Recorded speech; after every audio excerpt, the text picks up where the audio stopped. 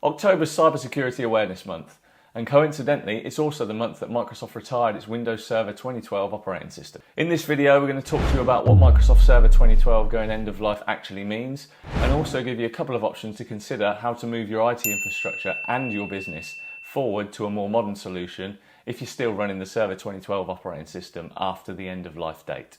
So, Microsoft Windows Server 2012 went end of life on the 10th of October 2023. What does that mean for your business? Well, if you aren't running Server 2012, then absolutely nothing. But don't turn the video off, as there's some important information in here that you can pass along to other business owners or IT decision makers, just in case they've been a bit lax in keeping up with the latest technology. Now, most Microsoft products have a support lifecycle during which they get new features, bug fixes, security fixes, and so on. This lifecycle typically lasts for 10 years from the product's initial release. The end of this lifecycle is known as the product's end of support or end of life. You may have noticed that when Server 2012 reached end of support, your server didn't just stop working, but Microsoft will no longer provide technical and business critical support for problems that may occur, bug fixes for issues that may impact the stability and usability of the server, and security fixes for vulnerabilities that may make the server vulnerable to security breaches. Whilst all of those points are important, the last one, no more security updates, ever, should be the icing on the cake when it comes to deciding how quickly to replace those old servers running Windows Server 2012. The fact that Microsoft are no longer releasing any security fixes for vulnerabilities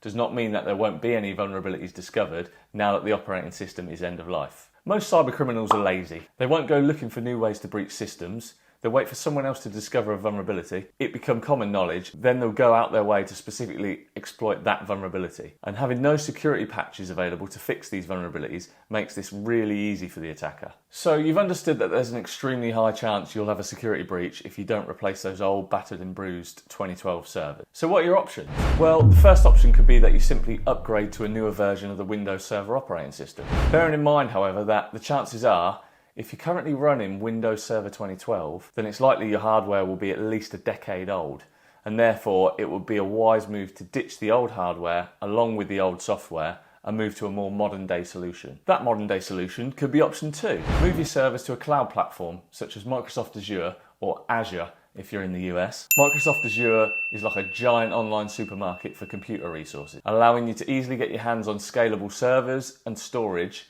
ditch the on-premise hardware and switch to an OPEX purchasing model instead of a CAPEX model. Whichever option you consider, Windows Server 2012 going end of life offers the perfect opportunity to upgrade or rethink your technology and cybersecurity landscape and strategy. What isn't an option, however, is sitting back and doing nothing, as being breached is then a matter of when and not if. If this video was helpful, insightful, or gave you something to think about, then please give it a like, and for more content like this, don't forget to hit the subscribe button. For help and advice with your IT infrastructure and cybersecurity, then please get in touch. Contact details are in the description, and we'll see you in the next one.